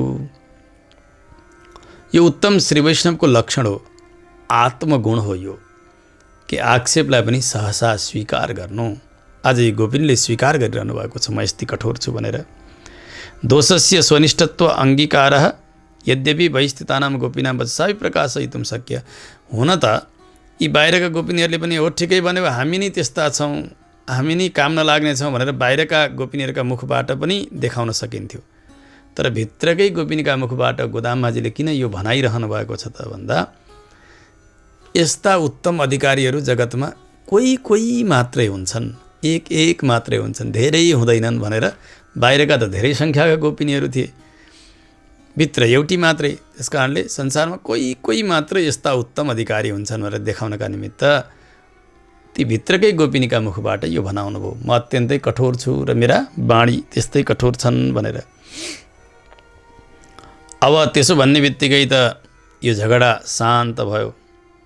अब विवाद गरिरहन हुँदैन, अब यसलाई त टुङ्ग्याउनुपर्छ भनेर भित्रकै सोचिरहनु भएको छ। तर बाहिरका गोपिनीहरूले फेरि नै एउटा विवादलाई अगाडि बढाउँदै हुनुहुन्छ। अनि भन्नु, क्षिप्रम समायाही, छिट्टै यहाँ आऊ, यति मात्र नभनेर फेरि अलिकति घोच्नुभयो बाहिरका गोपिनीहरूले। तिमी एक्लै एकान्तमा के अनुभव गरिरहेकी छौ, आऊ बाहिर, छिटो आऊ। यसबाट पनि अझै यहाँहरूको रिस शान्त भएको छैन जस्तो लाग्दछ। एक्लै तिमी के अनुभव गरिरहेकी छौ, आऊ। अब यहाँ हेर्नु, यस्तो प्रश्न किन गरिरहेका छन् त गोपिनीहरूले? भित्रै गोपिनीले आफ्नो गल्ती त स्वीकारिसक्नु भएको छ नि भन्दा फेरि यी भित्रकी गोपिनी आफ्नो स्वरूपलाई बिर्सेर फेरि बाज्नै थाल्छिन् कि अथवा यी साँच्चै नै शान्त भइसकेकी हुन्। साँच्चै यिनमा भएको यो लक्षण सुदृढ लक्षण हो कि अहिले एकछिनलाई देखाउनका निमित्त मात्रै भनिरहेकी छन्। अघि नै सुन्यो नि हामीले, हो यो अज्ञानी हो भन्ने बित्तिकै धुर्त भनेर लौरो लिएर दौडिने खालकी पो हुन् कि किनभने ती पण्डितले पनि अघि के भन्दै थिए, म केही जान्दिनँ भन्दै थिए। त केही जान्दैनस्, केही नचाहिँदो बोलिस् भन्ने बित्तिकै डन्डा लिएर कुदे। बा यसै पो यिनले पनि गर्छिन् कि मुखले मात्रै म कठिन हुँ, म त्यस्ती हुँ भनेकी हुन् कि भित्रै यिनको त्यस्तो छ भनेर बाहिरका गोपिनीहरूले परीक्षाका निमित्त यस्तो प्रश्न गर्नुभयो, आक्षेप गर्नुभयो। किनभने अघि हामीले सुन्यौँ नि, म केही जान्दिनँ, हजुरहरूले मलाई सम्झाउनुपर्छ भन्ने पण्डित यसले नचाहिँदो बोल्यो भन्ने बित्तिकै डन्डा लिएर ए धुर्त भन्दै दौडेको हामीले उदाहरण सुनेका छौँ नि। बा यसै पो गर्ने हुन् कि गोपिनीले पनि मुखले मात्रै त्यसो भनेकी हुन् कि भित्रैबाट यिनको त्यो निर्णय छ त। त्यो विचार गर्नुभएको, परीक्षा पास गर्नुभयो भित्रकी गोपिनीले। अलिकति पनि उहाँका मनमा अब विकार छैन, मैले गल्ती गरेछु, अहिले अबेरसम्म सुतेँ छु, बाहिरकाले त ठिकै भनिरहेका छन् भन्ने नि लागेर भित्रबाट भन्नुभयो सर्वाश्च गोप्य किम ननुसङ्गता, के सबै गोपिनीहरू तिमीहरू आइसक्यौ? यो प्रश्न गर्ने बित्तिकै थाहा भयो कि सम्पूर्ण गोपिनीहरूको दर्शन एकैचोटि गर्न चाहने एक विशेष गोपिनी हुनुहुँदो रहेछ। यहाँ भागवतजनहरूको समग्र दर्शन गर्ने, त्यो भागवत गोष्ठीको दर्शन गर्ने इच्छाले मात्रै उहाँले निदायको नाटक गर्नुभएको रहेछ। उहाँको त्यस्तो इच्छा यहाँ प्रकाशित भइरहेको छ। बाहिरका गोपिनीहरूले भन्नुभयो सङ्गता एव सर्वाः, हामी सबै आइसकेका छौँ देवी, तिमी बाहिर आऊ त, आएर आफ्ना हातका औँलाले एक एक गरेर गन, हामी सबै नै आइसकेका छौँ, कोही छुटेका छैनौँ। यसो भन्नुको तात्पर्य के हो भने कुनै चिज पनि गन्दाखेरि 1 2 3 4 5 यसरी औँलाले देखाएर गनिन्छ। त्यो वस्तुलाई देखाउँदै गनिन्छ। यी बाहिरका गोपिनीहरूले पनि विचार गर्नुभयो कि यस्तै उत्तमाधिकारिणी यी गोपिनी बाहिर आएर हामीलाई हातले तिमी 1 2 3 यसरी स्पर्श गरिदिनु भयो, देखाइदिनु भयो, अनि आफ्ना आँखाले हेरिदिनु भयो, पवित्र दृष्टि लगाइदिनु भयो भने हाम्रो पनि जीवन धन्य बन्ला। यो अभिप्राय छ बाहिरका गोपिनीहरूको। शास्त्रले के भन्छन् भने यम यम स्पृशति पाणिभ्यां यम यम पश्यति चक्षुषा स्थावराण्यपि मुच्यन्ते किं पुनर्बान्धवा जनाः।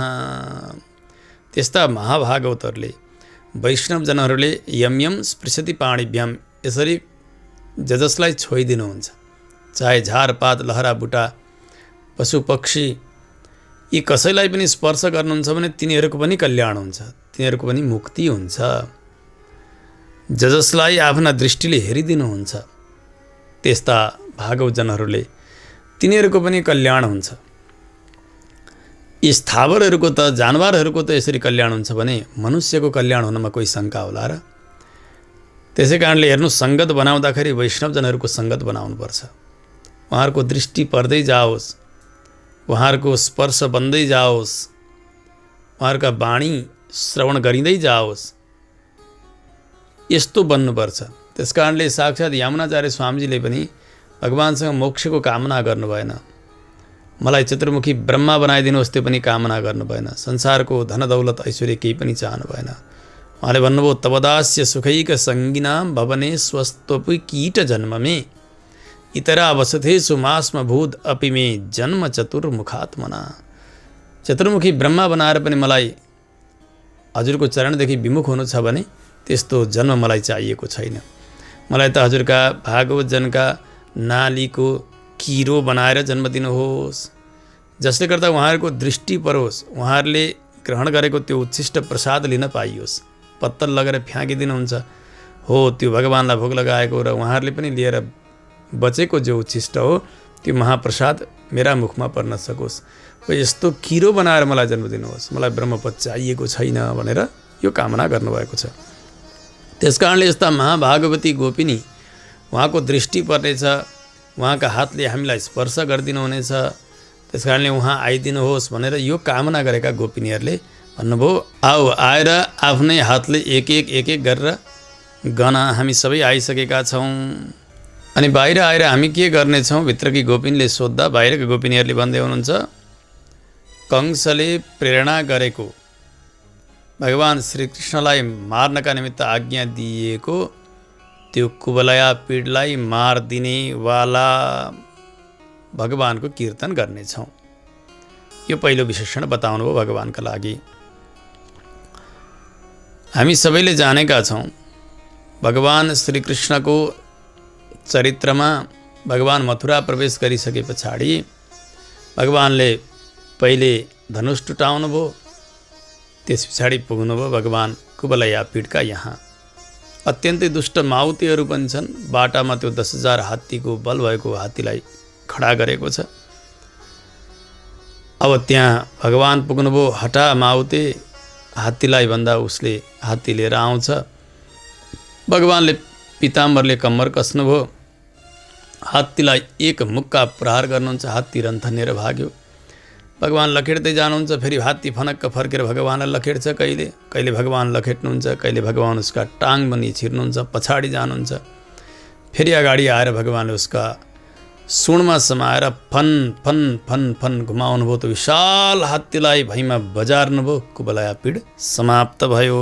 हो यस्ता कुवलयापीडलाई समाप्त पार्ने भगवान श्रीकृष्णको मङ्गलको हामीले गान गर्नेछौँ। भगवानले जति बेला त्यो मत्त कुवलयापीडलाई समाप्त पार्नुभयो नि, त्यसबेला भगवानको स्थिति कस्तो थियो मथुरावासीहरूले यसरी देखेका थिए। सख्य पश्यत कृष्णस्य मुखमत्यरुणे क्षणं गजयुद्धकृता यास स्वेदाम्बु कणिकाचितं। हेर हेर भगवान श्रीकृष्णको श्रीमुख कस्तो छ। ओहो, पसिना पसिना आउनुभएको छ यो हात्तीलाई मार्दाखेरि। भगवानका श्रीमुखमा पसिनाका बुँद झरिरहेका छन्, टप्किरहेका छन्। हेर त हेर कति परिश्रम भएको भगवानलाई। सारा मथुरावासीहरूले भगवानको श्रीमुखको दर्शन गरे। कुवलयापीड मरिसकेपछि दुष्ट समाप्त भयो, भगवानले विजय प्राप्त गर्नुभयो। हर्षका साथ यो बताएका थिए उनीहरूले। भगवानको यो आभूषण नै बन्यो। भगवान लाल लाल पनि बन्नुभएको छ, रिसले आगो पनि हुनुभएको छ। अनि भगवानका श्रीमुखमा पसिनाका थोपाहरू टप्किरहेका छन्। त्यस्ता भगवानले कुवलयापीडलाई समाप्त पार्नुभयो। हो, उहाँकै हामी कीर्तन गर्नेछौँ। यो त स्वाभाविक नै भयो, किनभने भगवान उस बेला हुनुहुन्छ, उहाँको कीर्तन गर्न जाने। अर्को एउटा विशेषण बताउनुभयो, शत्रुहरूको समूहलाई जरैबाट उखालेर फ्याँकिदिने त्यस्ता भगवानको हामीले कीर्तन गर्नेछौँ। यसबाट भगवान श्री रामचन्द्र भन्दा भगवान श्रीकृष्ण आफ्ना गुण र पराक्रमले अर्कै वैलक्षण्य युक्त हुनुहुन्छ। भगवान श्री रामको स्वभाव र भगवान श्रीकृष्णको स्वभाव अलिक फरक छ भनेर देखाउनका लागि यो विशेषण बताउनुभयो। भगवान श्री रामचन्द्र विश्वामित्रको यज्ञ रक्षाका निमित्त जानुभयो, साथमा लक्ष्मणजी पनि जानुभएको छ। त्यसबेला भगवानले ताटकालाई समाप्त पार्नुभयो, सुबाहुलाई यज्ञ भूमिमा पुगिसकेर सिद्धाश्रममा समाप्त पार्नुभयो, मारिचलाई भने बाँकी राखिदिनु भयो। भगवानले ताटकालाई मारे झैँ, सुबाहुलाई समाप्त पारे झैँ मारिचलाई पनि समाप्त पार्नुभएको थियो भने सीताजीको हरण रावणले गर्ने थिएन। भगवानले यति धेरै कष्ट पाउनै पर्ने थिएन। सुनको मृग बनेर त्यही मारिच आयो। भगवानले त्यो शत्रु समूहलाई अलिअलि अलिअलि बचाउनाले गर्दा, छोडिदिनाले गर्दा, जरैबाट उखालेर नफ्याँक्नाले गर्दाखेरि भगवान श्रीरामले दुःख पाउनुभयो। यसै गरी शूर्पणखा आई। जति बेला ताटकालाई भगवानले गुरुका आज्ञाले मार्नुभयो, समाप्त भई त्यसले फेरि अनर्थ मच्चाइन। शूर्पणखा आएका समयमा पनि भगवानले आफैले अथवा लक्ष्मणजीद्वारा त्यही समाप्त पारिदिएको थियो भने उसका नाक कान मात्रै नकटाएर उसको प्राणै लिइदिएको भएदेखि यो अनर्थ हुने थिएन। किनभने त्यो नाक कान काटिएकी शूर्पणखा रुँदै रुँदै रावणका पास पुगी। यसो यसो गर्यो रामले मलाई, लक्ष्मणले यसो गर्यो, अब केही न केही गर भनेर रावणलाई जब उकासी शूर्पणखाले, त्यस पछाडि रावणले सीताजीलाई हरण गर्यो। भगवानले सीताजीको वियोगजन्य दुःखलाई सहन पर्यो। आखिर उसै समयमा शूर्पणखालाई मारिदिनु भएको थियो भने यो कष्ट भगवानलाई आउने थिएन। शास्त्रले पनि के भन्छन् भने शत्रु शेषम न शेषयेत। शत्रु छन् भने शत्रुलाई अलिकति चाहिँ छोडिदिउँ न त, अलिकति बाँकी राखौँ भनेर कहिल्यै नराख्नु। शत्रुलाई जरीबाट उखेर फ्याँकिदिनु, होइन भने फेरि भोलि अनर्थ आइलाग्न सक्छ। मारिचलाई नमार्नाले गर्दा, शूर्पणखालाई पनि नमार्नाले गर्दा केवल अलिकति शिक्षा दिएर छोडिदिनु भयो, बाण हानेर यसका नाक कान कटाएर छोडिदिनु भयो, जसले गर्दा पछि भगवानलाई धेरै कष्ट भयो, भगवान श्रीरामलाई।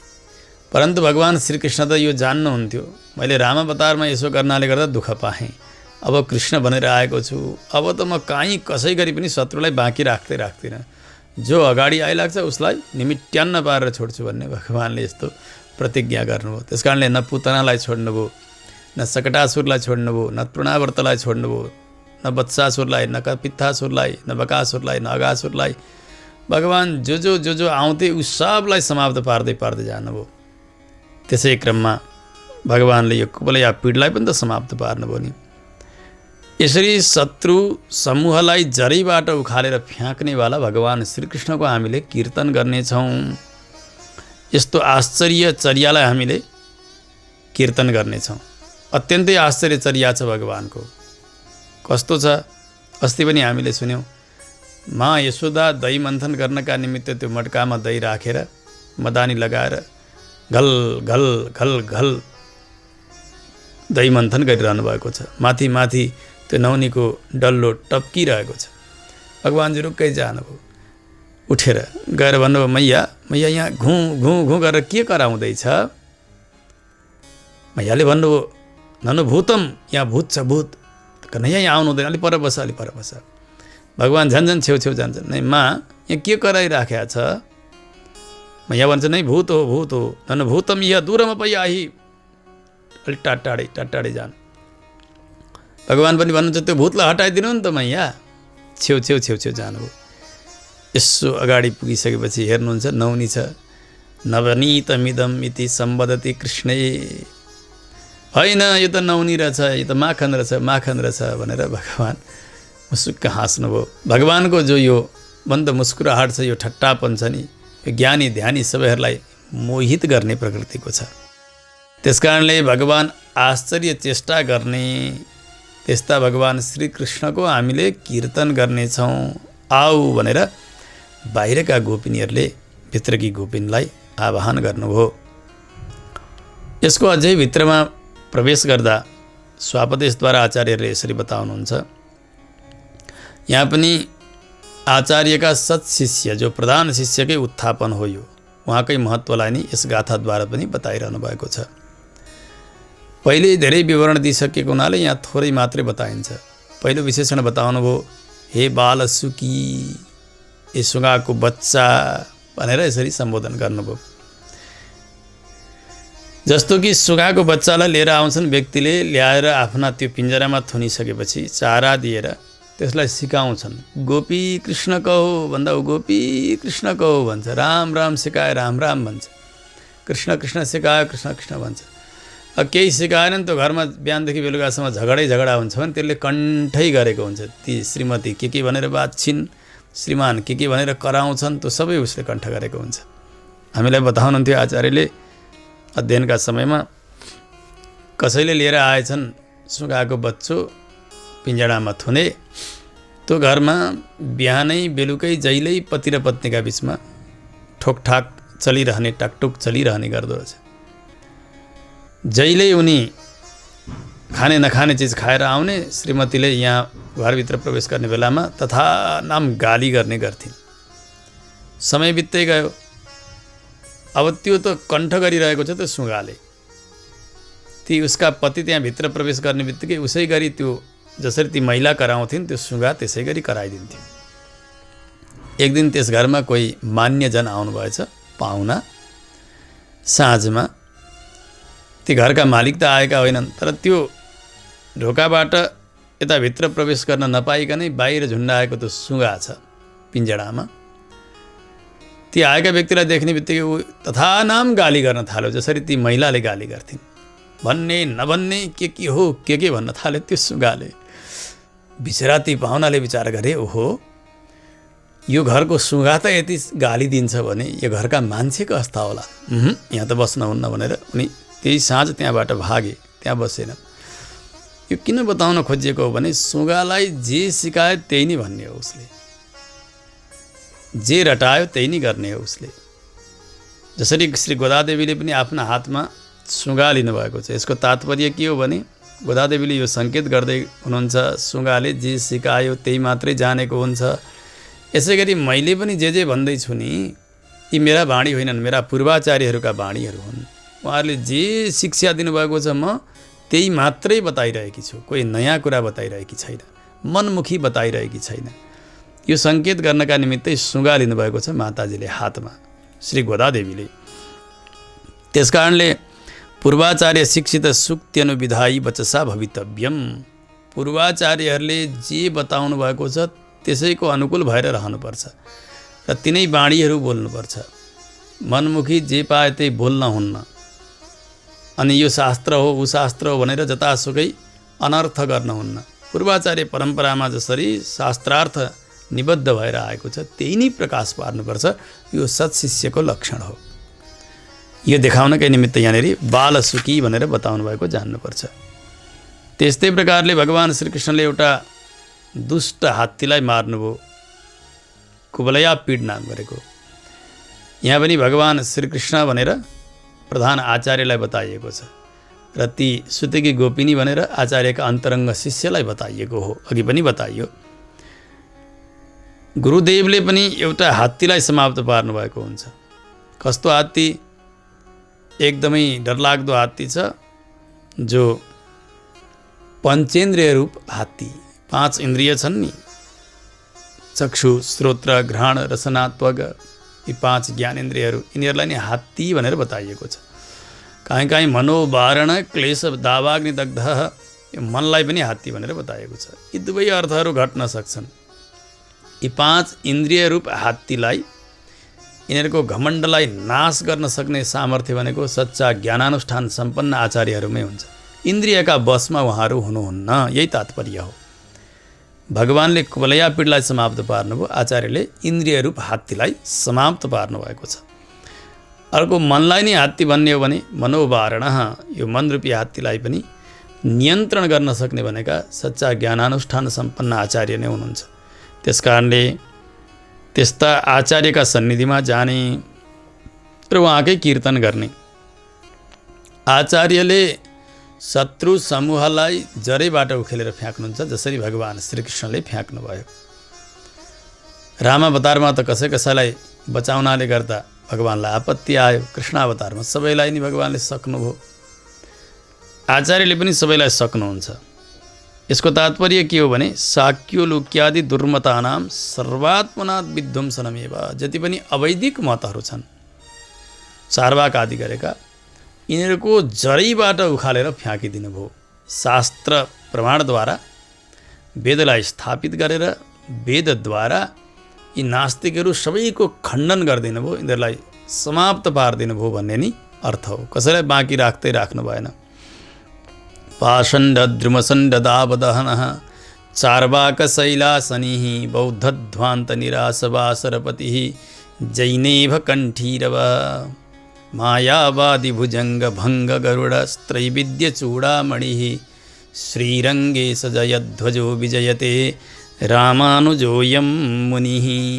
जति पनि अवैदिक मतहरू छन् तिनीहरूलाई समाप्त पारेर वैदिक मतहरूमा पनि अलिकति जति अबद्ध अंशहरू छन् तिनीहरूलाई निस्सारण गरिदिएर परिष्कार गरेर रामानुज स्वामीजीले सम्पूर्ण शत्रुहरूलाई समाप्त पार्नुभयो। शास्त्रका शत्रु, भगवानका शत्रु, तत्त्वका शत्रु, भागवतजनका शत्रु, यी सबैलाई आफ्ना श्रीमुखबाट उपदेश गरेर शास्त्रार्थ गरेर समाप्त पार्नुभयो। यही अर्थ हो यो शत्रु समूहलाई जरैबाट समाप्त पार्नु भन्ने। अथवा काम, क्रोध, लोभ, मोह, मद, मात्सर्य आदि गरेका यी दुर्गुणहरू छन् नि, यिनीहरू पनि शत्रु हुन्, यी आत्माका शत्रु हुन्, यिनले आत्मालाई नाश गर्छन्। यी सबैलाई समाप्त पार्नु भएको हुन्छ। अथवा काम, क्रोध आदि दोषले रहित हुनुहुन्छ आचार्य भन्ने कुरा यहाँबाट बुझ्नु पर्यो। अनि त्यस्ता भगवान् श्रीकृष्ण अत्यन्तै आश्चर्य चेष्टा गर्नुहुन्छ भनेर बताइयो। आचार्य पनि आश्चर्य चेष्टा गर्नेवाला हुनुहुन्छ। कस्तो आश्चर्य चेष्टा भन्दा यी संसारीहरू सदैव संसारमा अनादिबाट बाँधिरहेका यिनीहरूलाई यहाँबाट उठाएर श्री गरुड, विश्वक्सेन आदि गरेका नित्यसूरी अनि अरू मुक्त सूर्यहरूका पङ्क्तिमा लगेर मिलाइदिने काम गुरुले नै गर्नुहुन्छ। सामान्य कामहरू थियो, अत्यन्तै आश्चर्य कार्य होइन र त्यो फलामलाई सुन बनाउनु जस्तो नित्य संसारीलाई लगेर नित्य सूर्यहरूका कोटीमा लगेर राखिदिने यस्तो आश्चर्य कार्य आचार्यले गरिबक्सन्छ। यस्ता आश्चर्य चेष्टा गर्नेवाला भगवान श्रीकृष्ण जसरी हुनुहुन्छ आचार्य पनि त्यसै गरी हुनुहुन्छ। शत्रु समूहलाई समाप्त नपार्नाले गर्दाखेरि भगवानलाई धेरै प्रकारका आपत्तिहरू आइदिए। जस्तो कि मेघनाथले भगवानलाई त्यसै गरी लक्ष्मणजीलाई वानरहरूलाई पनि लक्ष्य गरेर ब्रह्मास्त्र छोडिदियो। यता रावणले शक्ति प्रहार गर्यो, लक्ष्मणजी मूर्छित हुनुभयो इत्यादि आपत्ति भगवानले भोग्नु परेको थियो। त्यसकारणले श्रीकृष्ण अवतारमा भगवानले ती सबैलाई बाँकी राख्नु भएन शत्रुहरूलाई। यसै गरी काम क्रोध आदि सबै प्रकारका शत्रुहरूलाई आचार्यले निशेष समाप्त पार्नु भएको हुन्छ र यस्ता नित्यबद्ध संसारीहरूलाई लगेर यस्ता मुक्तहरूका पङ्क्तिमा लगेर राखिदिनुहुन्छ। शत्रु समूहलाई नाश गरेर आश्चर्य चेष्टा गर्नेवाला आचार्य सिद्ध हुनुभयो। यही हो यो गाथाको सार। यसको अझै भित्र प्रवेश गर्दा आजका गाथाद्वारा आलवारहरूका पङ्क्तिमा कान्छा आलवार अथवा अन्तिम आलवार हुनुहुन्छ श्री परकालश्वरी, उहाँको उत्थापन गर्नुभएको हामीले बुझ्नुपर्छ। हामीले भूमिकाबाटै भन्दै आएका छौँ। श्री गोदादेवी आफूलाई एउटी गोपीका रूपले अनुभव गर्नुहुन्छ यो धनुर्मास व्रतका लागि। 10 आलवारहरूलाई जगाउँदै हुनुहुन्छ सखीका रूपले, किनभने त्यसबेला आलवारहरू नै हुनुहुन्छ। गोदादेवी पनि आलवार हुनुहुन्छ, ब्रजमा गोपिनी हुनुहुन्थ्यो, गोपिनीहरू नै हुनुहुन्थ्यो सखी जसरी। गोदादेवी आलवार, अरू 10 आलवार। त्यसकारणले यी विशेष सखीहरूलाई जगाउँदै हुनुहुन्छ। यही तात्पर्य हामीले सम्झनुपर्छ। आज श्री परकालश्वरीको उत्थापन हो यो 15औं गाथाद्वारा। 15औं गाथामा आइपुग्दा 10 सखीहरूको उत्थापनको क्रम सम्पन्न भयो। 10 आलवारहरूको उत्थापनको क्रम पूर्ण भयो भन्ने हामीले बुझ्नुपर्छ। अब यो गाथाको संग्राहक श्लोकलाई पाठ गरेर आजको कथालाई विश्राम गरौँ। अद्यापि स्वापशक्ति कथमयि सखिते कीरसा बोपमेये किं ब्रूषे निष्ठुरोक्तिं चिरपरिचितमे बोदितं कर्कशं ते क्षन्तव्याहं झटित्येह्यखिलमुपगतं स्त्रैणमुद्गातुमीशं मातङ्गघ्नं रिपुघ्नं न पृथगनुभवेत्युचुषी श्री शरण्या। जय श्रीमन्नारायण।